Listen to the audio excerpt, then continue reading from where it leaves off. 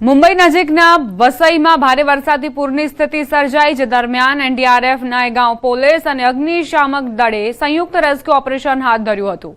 આ દરમિયાન એક કંપનીના નિર્માણ કાર્ય દરમિયાન ફસાયેલા 5 મજૂરો સહિત અનેક લોકોને સુરક્ષિત સ્થળે ખસેડવામાં આવ્યા હતા। પોલીસ નિરીક્ષક સંજય હજારેના નેતૃત્વમાં રેસ્ક્યુ કામગીરી સફળતાપૂર્વક પૂર્ણ કરવામાં આવી હતી।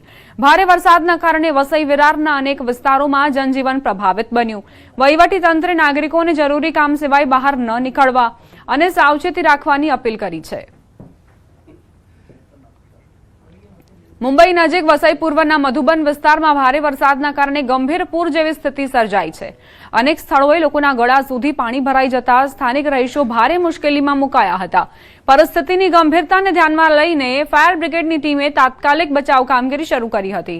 દોરડાની મદદથી ભારે જહેમત ઉઠાવીને આશરે 20 થી 25 લોકોને સુરક્ષિત રીતે બહાર કાઢ્યા હતા। જ્યારે વહીવટી તંત્રે લોકોને પાણી ભરાયા હોય તેવા વિસ્તારોમાં ન જવા અને સુરક્ષા સૂચનાઓનું પાલન કરવા અપીલ કરી। હાલમાં આ વિસ્તારમાં બચાવ કાર્ય સતત ચાલુ છે અને તંત્ર દ્વારા સ્થિતિ પર ચાંપતી નજર રાખવામાં આવી રહી છે। છત્તીસગઢ રાયગઢ જિલ્લાના ખાલાપુર તાલુકામાં આવેલા ખોપોલીના પ્રખ્યાત ઝેનિથ ધોધ વિસ્તારમાં ફસાયેલા સૌથી વધુ પ્રવાસીઓને સ્થાનિક ગ્રામજનોએ સુરક્ષિત રીતે બચાવી લીધા છે। છેલ્લા 2 દિવસથી પડી રહેલા અવિરત મુશળધાર વરસાદના કારણે આ વિસ્તારની નદીઓ અને ધોધમાં પાણીનું સ્તર અને પ્રવાહ ઘણો વધી ગયો હોવા છતાં મોટી સંખ્યામાં પ્રવાસીઓ ઝેનિથ ધોધ જોવા પહોંચ્યા હતા, જ્યાં અચાનક પાણીનો પ્રવાહ વધતા તેઓ ત્યાં ફસાઈ ગયા હતા।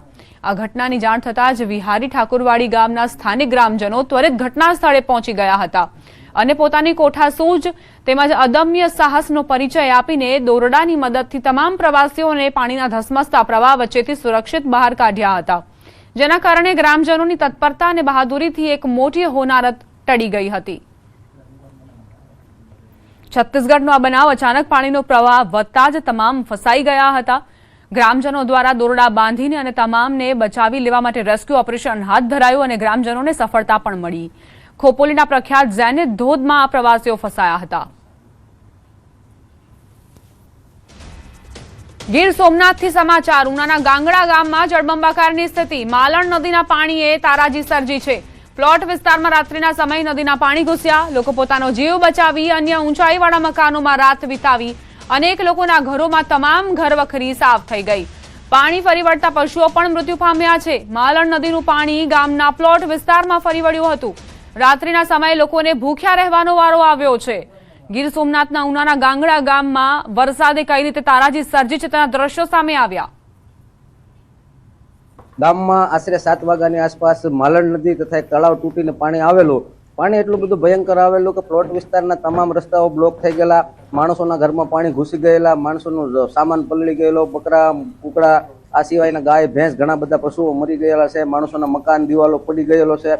અત્યારે માણસ પાસે માલ સામાનમાં કાંઈ છે જ નહીં। આશરે અમે 250 લોકોનું સ્થળાંતર કરી અને ભગીરથ હોટલમાં તથા ગામની પ્રાથમિક શાળામાં ટ્રાન્સફર કરેલ છે। આ સિવાય 5 વ્યક્તિઓ એવા હતા કે એનું જાન જોખમમાં મૂકીને રેસ્ક્યુ કરવું પડ્યું હતું રાતના। 200 મકાનોની અંદર પાણી ઘૂસી ગયા। અત્યારે કોઈ એવી પરિસ્થિતિ નથી કે લોકોને પાણી પીવા પણ નથી। બધી ઘરવખરી પલળી ગઈ, જમવાનું કાંઈ કોઈ વસ્તુ છે નહીં। માલણ નદીના પાણીએ ગામમાં તારાજી સર્જી છે, તેના કારણે લોકો પ્રભાવિત થયા છે। ઘરની અંદર પાણી ઘૂસ્યા છે, ઘરવખરી બરબાદ થઈ ગઈ છે। લોકોએ ઊંચાઈવાળા ઘરોમાં આશરો લીધો છે।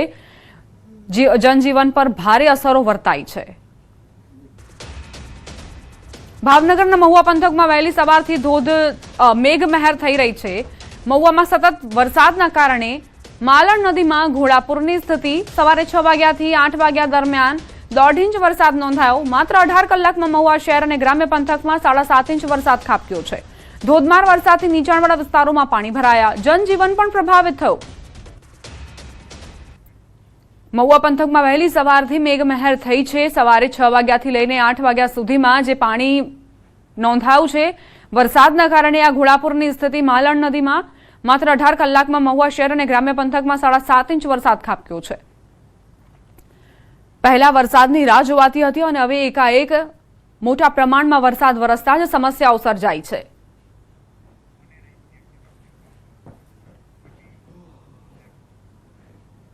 હવે અન્ય સમાચારો પર નજર કરીએ। જૂનાગઢથી સમાચાર। ગીરના રાજાઓને આખલા ભારે પડ્યા। 2 સિંહ અને 2 આખલા સામસામે આવ્યા। માળિયા હાટીનાના અમરાપુર ગીરમાં 2 સિંહોના આંટાફેરા। શિકારની શોધમાં આવેલા સિંહોએ આખલાનો શિકાર કરવા જતા આખલાએ પડકાર કર્યો।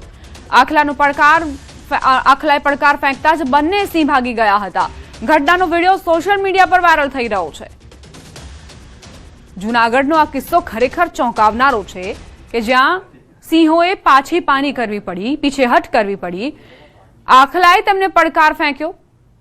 ઘટનાનો વિડીયો અત્યારે વાયરલ થઈ રહ્યો છે। સીસીટીવીમાં આખી ઘટના કેદ થઈ છે કે કઈ રીતે 2 સિંહ અને આખલા સામસામે આવી ગયા હતા। માળિયા હાટીનાના અમરાપુર ગીરમાં આ ઘટના બની। સિંહના આંટાફેરા વચ્ચે આખલા તેમને નજરે પડ્યા। શિકારની શોધમાં હતા બંને સિંહ। સંવાદદાતા અમાર જોડાઈ ગયા છે વધુ જાણકારી સાથે। અમારા ચોંકાવનારો કિસ્સો ક્યાંનો અને સીસીટીવીમાં આખી ઘટના કેદ થઈ છે? દીપા, આખી ઘટના જૂનાગઢના ગીરકાંઠા વિસ્તારમાં આવેલા અમરાપુર ગીર એટલે કે અમરાપુર સરકારી ગામની છે।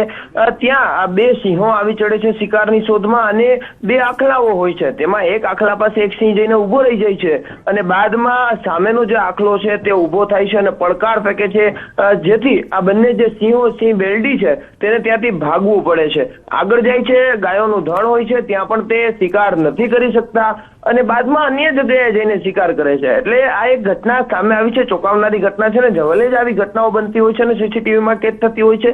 આ લાઈવ આખો જે ઘટનાક્રમ બન્યો છે, લાઈવ સીસીટીવી આવ્યા છે જેમાં સ્પષ્ટ દેખાઈ રહ્યો છે કે ગીરના રાજાઓ હવે આખલા છે તે ગીરના રાજાઓની સામે થઈ જાય છે। એટલે કે હાલ આ વિડીયો છે તે વાયરલ થયો છે। જી આભાર અમાર જાણકારી આપવા માટે। ડાંગથી સમાચાર। આવાનગરના આકાશવાણી કેન્દ્ર પાસે દીપડાની લટાર। શિકારની શોધમાં દીપડાના આંટાફેરાથી લોકોમાં ભય વ્યાપ્યો। આહવાના રહેણાંક વિસ્તારમાં દીપડાના આંટાફેરા જોવા મળ્યા। સ્થાનિકોએ વન વિભાગને જાણ કરી છે। દીપડો દેખાતા દહેશતનો માહોલ સર્જાયો છે।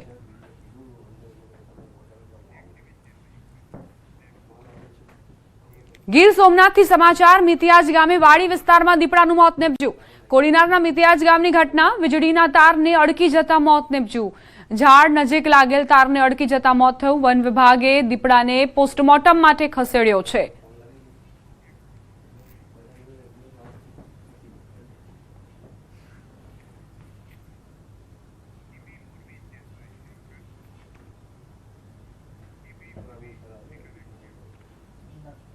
સમાચાર મોરબીથી। મગફળીના ગોડાઉનમાં ભીષણ આગ બેકાબુ। મેજિક સિરામિક ફેક્ટરીમાં આવેલા મગફળીના ગોડાઉનમાં લાગેલી આગે વિકરાળ સ્વરૂપ ધારણ કર્યું। મોરબી, રાજકોટ, વાંકાનેર અને જામનગરની 10 ફાયર ટીમો સ્થળ પર છે। ફાયરની ટીમ દ્વારા પાણીનો મારો ચલાવવામાં આવી રહ્યો છે। આગ કાબૂમાં લેવાના પ્રયાસો સતત ચાલુ છે। આજ સાંજ સુધી આગ પર પાણીનો મારો ચલાવાશે। આગમાં હાલ કોઈ જાનહાનિ નથી। લગભગ 20 કલાકથી આગ ઓલવવાના પ્રયાસ યથાવત છે। હજુ સુધી સફળતા નથી મળી। આશા છે કે આજ સાંજ સુધીમાં આગ પર કાબુ મેળવી લેવાશે। મોરબીની આ ઘટના કે જ્યાં દૂર દૂરથી ધુમાડાના ગોટે ગોટા જોઈ શકાય છે। મગફળીના ગોડાઉનમાં ભીષણ આગ લાગી છે જે હજુ સુધી નથી ઓલવાઈ। સંવાદદાતા રવિ જોડાઈ ગયા છે વધુ જાણકારી સાથે। રવિ, જે સિરામિક ફેક્ટરીમાં આગ લાગી છે, શું જાણકારી? રફાળેશ્વર નજીક મગફળીના ગોડાઉનમાં ભીષણ આગનો ગઈકાલે 4 વાગે બનાવ બન્યો હતો। મેજિક સિરામિક ફેક્ટરીમાં આવેલા મગફળીના ગોડાઉનમાં વિકરાળ આગ લાગી હતી, જેમાં અત્યારે મોરબીના 4 ફાયર ફાઈટર, રાજકોટના 4 ફાયર, વાંકાનેરનું 1, જામનગરનું મળીને કુલ 10 ફાયર ફાઈટરોની ટીમ અત્યારે પાણીનો મારો ચલાવી રહી છે। ઘટના સ્થળે 20 થી વધુ જવાનો અત્યારે ફાયર ફાઇટિંગ કરી રહ્યા છે। આગની ગંભીરતાને ધ્યાને લેતા કાલે જ મેજર કોલ જાહેર કરી દેવામાં આવ્યો હતો। અત્યારે 800 થી વધુ લીટર પાણી છે તે પાણી ઉપર મારો ચલાવવામાં આવી રહ્યો છે। ફોર્મ દ્વારા પણ પાણીનો મારો કરવામાં આવી રહ્યો છે। ફાયર બ્રિગેડ સતત પાણીનો મારો ચલાવી આગ પર કાબુ મેળવવાના પ્રયત્નો હાથ ધરી રહ્યા છે। હાલની સ્થિતિ પ્રમાણે જોતા આજે સાંજ સુધીમાં આગ કાબુમાં આવે તેવી શક્યતાઓ દેખાઈ રહી છે। આભાર રવિ જાણકારી આપવા માટે।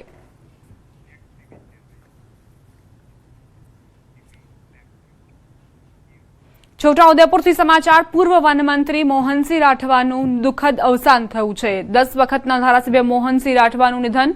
છોટાઉદેપુરના દિગ્ગજ નેતા મોહનસિંહ રાઠવા હવે આ દુનિયામાં નથી। 82 વર્ષની વયે નિધન થયું છે તેમનું।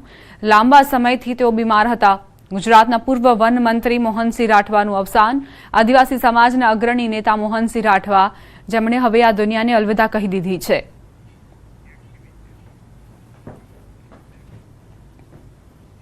સાબરકાંઠાથી સમાચાર કારમાંથી મળ્યો તબીબનો મૃતદેહ હિંમતનગરના સુંદરગઢ નજીક રોડ સાઇડ હતી કાર અને ડોક્ટર હાર્દિક પંકજભાઈ રાવલનો તેમની કારમાંથી મૃતદેહ મળ્યો છે ઘર નજીક હોવાની સ્થિતિમાં તબીબ મૃત હાલતમાં કારમાંથી મળી આવતા સવાલો ઉઠ્યા મોતના કારણને જાણવા માટે એફએસએલ સહિતની મદદ વડે તપાસ હાથ ધરાઈ તબીબના મૃતદેહને હિંમતનગર સિવિલ હોસ્પિટલમાં પોસ્ટમોર્ટમ માટે ખસેડાયો હિંમતનગર પોલીસ સ્થળ પર પહોંચી છે અને કાર્યવાહી શરૂ કરી છે